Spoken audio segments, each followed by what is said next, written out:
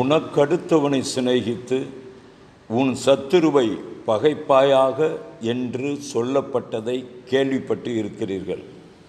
நான் உங்களுக்கு சொல்லுகிறேன், உங்கள் சத்துருக்களை சிநேகியுங்கள், உங்களை சபிக்கிறவர்களை ஆசீர்வதியுங்கள், உங்களை பகைக்கிறவர்களுக்கு நன்மை செய்யுங்கள், உங்களை நிந்திக்கிறவர்களுக்காகவும் உங்களை துன்பப்படுத்துகிறவர்களுக்காகவும் ஜெபம் பண்ணுங்கள்.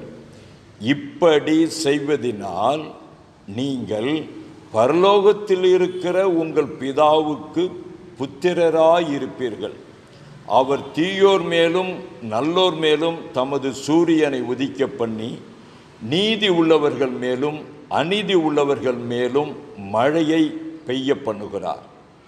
உங்களை சிநேகிக்கிறவர்களையே நீங்கள் சிநேகிப்பீர்களானால் உங்களுக்கு பலன் என்ன? ஆயக்காரரும் அப்படியே செய்கிறார்கள் அல்லவா?